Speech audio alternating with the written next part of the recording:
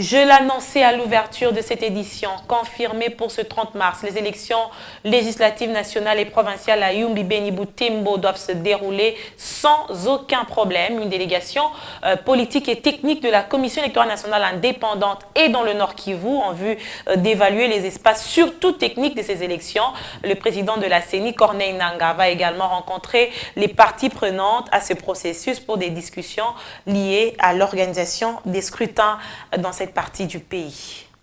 Le principe a été levé depuis l'année passée. Autant les Congolais ont voté dans tous les territoires nationaux, autant nos compatriotes de Beni, Butembo, mais aussi des Yumbi vont devoir voter. Et nous avons jusque-là fixé la date au 31 mars. Je suis à Goma, j'ai conduit une équipe et politique et technique pour évaluer.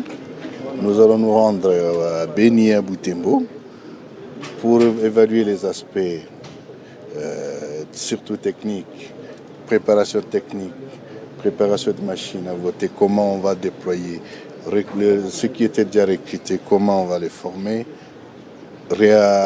actualiser ce qui avait déjà eu comme formation et faire en sorte que les 31, nous ayons les élections. C'est ça la raison pour laquelle nous sommes venus. Mais en même temps, c'est l'occasion de discuter avec toutes les parties prenantes au processus, en commençant par Goma, mais aussi à Beni.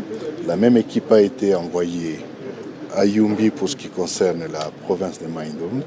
Et à notre retour, nous allons faire en sorte que nous mettions le tout en marche pour la tenue des élections le 31 mars à Beni, territoire Béniville, mais aussi dans la ville de Butembo et le territoire de Yumbi.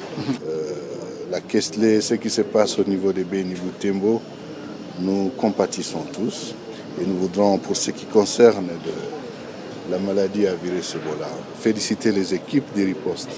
Nous commençons à avoir des éléments positifs qui donnent espoir.